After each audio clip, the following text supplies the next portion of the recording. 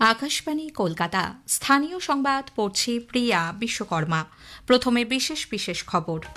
ফলতা বিধানসভা কেন্দ্রে পুনর্নির্বাচনে বিপুল ভোটে জয়ী বিজেপি।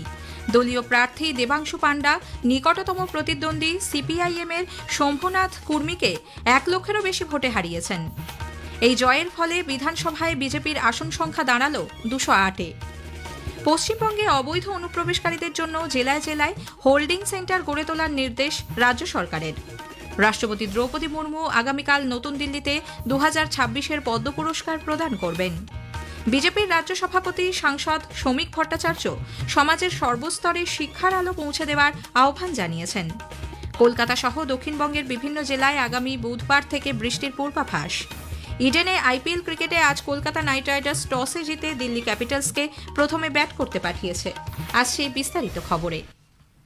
দক্ষিণ 24 পরগনার ফলতা বিধানসভা কেন্দ্রে পুনর্নির্বাচনে বিপুল ভোটে জয়ী হয়েছেন বিজেপি প্রার্থী দেবাংশু পাণ্ডা। তার প্রাপ্ত ভোট 1,49,666। নিকটতম প্রতিদ্বন্দ্বী সিপিআইএম প্রার্থী শম্ভুনাথ কুর্মীকে 1,09,000-এরও বেশি ভোটে পরাজিত করেছেন তিনি। শম্ভুনাথ পেয়েছেন 40,645টি ভোট। তৃতীয় স্থানে রয়েছেন কংগ্রেসের আব্দুর রেজ্জাক মোল্লা। তার প্রাপ্ত ভোট 10,084। 7,700-র বেশি ভোট পেয়ে চতুর্থ স্থানে রয়েছেন তৃণমূল কংগ্রেসের জাহাঙ্গীর খান। একটি প্রতিবেদন। প্রত্যাশিতভাবেই ফলতা বিধানসভার পুনর্নির্বাচনে বড় জয় পেল বিজেপি। ডায়মন্ড হারবার মহিলা বিশ্ববিদ্যালয়ে কড়া নিরাপত্তার মধ্যে হওয়া ভোট গণনা শুরু থেকে লিড নিতে শুরু করেন দেবাংশু, যা রাউন্ড গড়ানোর সঙ্গে সঙ্গে ক্রমশ বাড়তে থাকে। শেষ পর্যন্ত 1,09,021 ভোটে জয়ী হন তিনি। রাজনৈতিক মহলে বিশেষভাবে চর্চিত বিষয় ছিল তৃণমূল কংগ্রেসের কোনো এজেন্টকে গণনা কেন্দ্রে দেখা যায়নি, ফলে প্রকাশ্যে আসতেই জল্পনা আরও জোরদার হয়। চূড়ান্ত ফলাফলে বিজেপি প্রার্থী দেবাংশু পাণ্ডা পেয়েছেন 1,49,666টি ভোট। দ্বিতীয় স্থানে উঠে এসেছেন সিপিএম প্রার্থী শম্ভুনাথ কুর্মী, তার প্রাপ্ত ভোট 40,645। তৃতীয় স্থানে রয়েছেন কংগ্রেসের প্রার্থী আব্দুর রাজ্জাক মোল্লা, তিনি পেয়েছেন 10,084 ভোট। অন্যদিকে তৃণমূল প্রার্থী জাহাঙ্গীর খান মাত্র 7,783টি ভোট পেয়ে চতুর্থ স্থানে শেষ করেন। এর ফলে তার জামানতও বাজেয়াপ্ত হয়েছে। এই ফলাফলকে কেন্দ্র করে রাজনৈতিক মহলে ডায়মন্ড হারবার মডেল নিয়ে নতুন বিতর্ক শুরু হয়েছে। গৌতম মণ্ডল, আকাশবাণী সংবাদ, দক্ষিণ 24 পরগনা। এই কেন্দ্রে জয়লাভের ফলে বিধানসভা নির্বাচনে বিজেপির আসন সংখ্যা দাঁড়াল 208-এ। এই জয়ের জন্য ফলতাবাসীকে ধন্যবাদ জানিয়েছেন বিজেপি প্রার্থী দেবাংশু পাণ্ডা। ফলতাবাসীকে সবাইকে অভিনন্দন। এই জয় ফলতাবাসীর জয়, আসিমনগরের মা বোনেদের জয় যারা রাস্তায় নেমেছিলেন। ফলতায় প্রবলেম রয়েছে, জলের সমস্যা রয়েছে, এসিজেটের সমস্যা রয়েছে, ফলতায় নদী বাঁধের নিয়ে সমস্যা রয়েছে। এছাড়াও আরো বিভিন্ন রকম সমস্যা রয়েছে, যেটা ফলতায় গণতন্ত্র ছিল না আর সাধারণ মানুষ কথা বলতে ভয় পেত, সেইটা ফিরে এসেছে। বিজেপির জয়ী প্রার্থীকে অভিনন্দন জানিয়ে মুখ্যমন্ত্রী শুভেন্দু অধিকারী বলেছেন, সোনার ফলতা গড়ার জন্য তাঁর সরকার দায়বদ্ধ। সামাজিক মাধ্যমে এক পোস্টে তিনি লেখেন, আগামী নির্বাচনে নোটার সঙ্গে তৃণমূল কংগ্রেসকে প্রতিদ্বন্দ্বিতা করতে হবে। তৃণমূল কংগ্রেসের ডায়মন্ড হারবার মডেল কার্যত ধূলিসাৎ হয়েছে বলে কটাক্ষ করেন তিনি। পুরমন্ত্রী অগ্নিমিত্রা পাল বলেছেন, গণতন্ত্রের জয় হয়েছে, জয়ী হয়েছে ফলতার মা বোনেরা। ये जो विक्ट्री है, जॉय है, ये आम आदमी का विक्ट्री है। फलता की माँ बहन का विक्ट्री है, गणतंत्र का, डेमोक्रेसी का विक्ट्री है। हमारे माननीय मुख्यमंत्री का नेतृत्व में जिस तरह से आज फलता के लोग रास्ते में उतर गए, आज 88% वोट हुआ, हम सैल्यूट करते हैं स्पेशली माँ बहन को। ये उनका जीत है। সিপিআইএম এর রাজ্য সম্পাদক মোহাম্মদ সেলিম বলেছেন, আগামী দিনে রাজ্যে বামপন্থার পুনরুত্থান হবে। ফলতার ফলাফলেই তা স্পষ্ট। তৃণমূল যেভাবে একেবারে বরফের মতো গলে যাচ্ছে গরমে, সেখানে দাঁড়িয়ে সিপিআইএম লাল ঝান্ডার শক্তি তাকে সংহত করছি, আমরা প্রান্তিক মানুষের পাশে দাঁড়াচ্ছি, তার স্বীকৃতি এটা। মানুষ যদি মত দেওয়ার সুযোগ থাকে এবং গণতন্ত্রকে যদি আমরা ফিরিয়ে আনতে পারি, তাহলে সেই গণতান্ত্রিক প্রতিষ্ঠার সঙ্গে সঙ্গে বামপন্থারও পুনরুত্থান হবে। ফলতার ফল দিয়ে এটা বোঝা যাচ্ছে। প্রদেশ কংগ্রেস সভাপতি শুভঙ্কর সরকার বলেছেন, ফলতার মানুষের রায়ে তাঁরা মাথা পেতে নিয়েছেন। প্রদেশ কংগ্রেসের মুখপাত্র সৌম্য আইচ রায় বলেছেন, এই নির্বাচনে তথাকথিত ডায়মন্ড হারবার মডেল, সন্ত্রাসের মডেল, ভোট চুরির মডেলের সমাপ্তি ঘটেছে। লড়াই সংগ্রামে আমরা এটা দেখলাম যে যারা সরকারি দল ছিল 20 দিন আগেও, তারা মোটামুটি ল্যাজ গুটিয়ে পালালো। এই নির্বাচনে এটা প্রমাণিত হয়েছে তথাকথিত ডায়মন্ড মডেল, সন্ত্রাসের মডেল, লুটে নেওয়ার মডেল, ভোট চুরির মডেল, এই সমস্ত মডেল আজকে পর্যবসিত হয়েছে। নির্বাচনে মানুষ ভোট দিতে পেরেছেন এবং ভোটের রেজাল্ট বলে দিচ্ছে যে স্বৈরাচার শেষ কথা বলে না। বিধানসভা ভোটে জনতার রায়ে নয়, পরিকল্পনা করেই তৃণমূল কংগ্রেসকে হারানো হয়েছে বলে প্রাক্তন মুখ্যমন্ত্রী তৃণমূল কংগ্রেস নেত্রী মমতা ব্যানার্জি ফের অভিযোগ করেছেন। 4 মে নির্বাচনের ফল প্রকাশের প্রায় 3 সপ্তাহ পর আজ সামাজিক মাধ্যমে ভিডিও বার্তায় তৃণমূল কংগ্রেস নেত্রী নির্বাচন কমিশনের বিরুদ্ধে তথ্য চুরির অভিযোগ করেন। তাঁর দাবি 220 থেকে 230টি আসন পাওয়ার কথা ছিল তৃণমূল কংগ্রেসের। ভবানীপুরেও তাঁকে জোর করে হারানো হয়েছে, ইভিএমে কারচুপি হয়েছে বলেও তাঁর অভিযোগ। পশ্চিমবঙ্গে অবৈধ অনুপ্রবেশকারীদের চিহ্নিত করে তাদের রাখার জন্য জেলায় জেলায় হোল্ডিং সেন্টার বা অস্থায়ী আবাসন গড়ে তোলার নির্দেশ দিয়েছে রাজ্য সরকার। 2024-এর 31শে ডিসেম্বরের পরে যারা অবৈধভাবে কাঁটাতার পেরিয়ে এদেশে ঢুকেছে তাদের চিহ্নিত করে এই হোল্ডিং সেন্টারে রাখা হবে।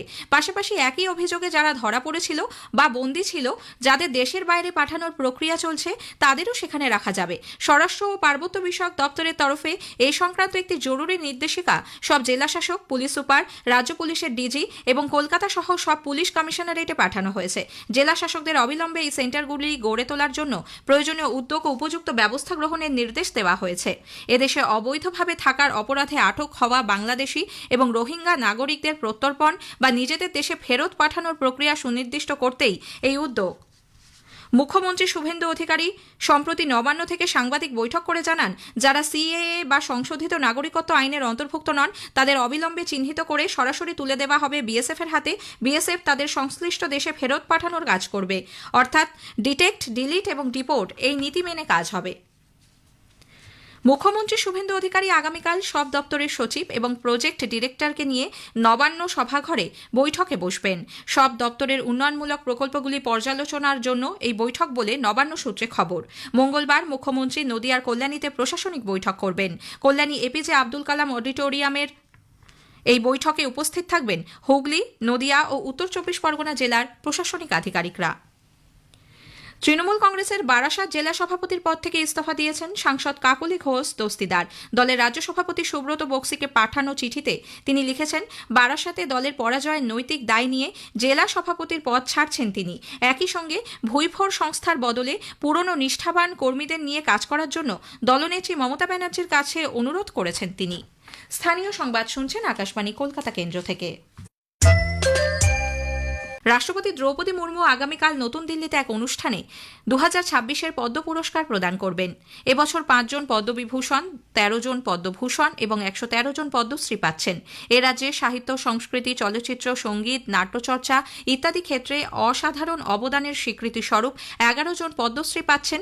এর মধ্যে শিক্ষা ও সাহিত্যে অশোক কুমার হালদার, গম্ভীর সিং ইয়াঞ্জানে, মহেন্দ্রনাথ রায়, রবিলাল টুডু পদ্মশ্রী সম্মান পাচ্ছেন। এছাড়াও রয়েছেন বিশিষ্ট চলচ্চিত্র অভিনেতা প্রসেনজিৎ চ্যাটার্জি, তবলাবাদক কুমার বোস প্রমুখ। কালনার মসলিন শিল্পী জ্যোতিষ দেবনাথ জানিয়েছেন, পূর্বপুরুষদের কাছ থেকেই এই কাজ শিখেছেন তিনি।